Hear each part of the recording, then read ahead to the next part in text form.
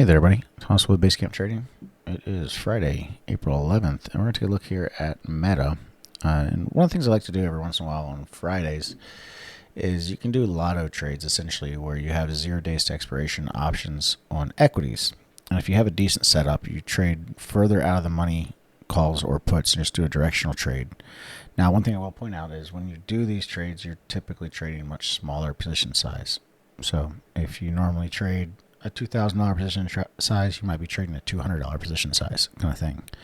So we want to decrease our risk. However, the volatility on these options can make for some really fun, quick gains on Fridays. And this is an example of one I took today, and I'm out of this already. It closed at about 100%, but I was long Meta. I traded the 550Cs.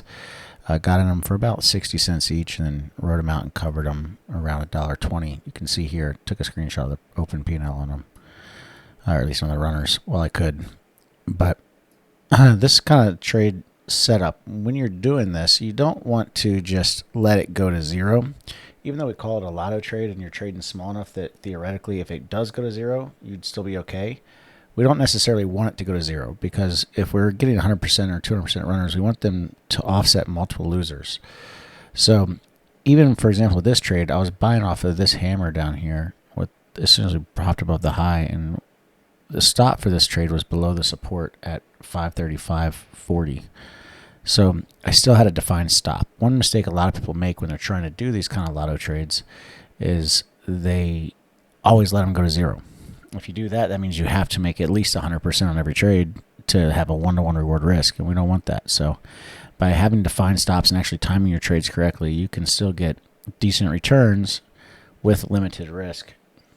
But volatility is high, so just make sure, again, you're trading smaller position size. But that's it for today. I hope it helps. It's a good way to end the trading day for me. I'm done trading here now. But that's it for now. Until next time, everybody, don't forget to like and subscribe, and happy trading.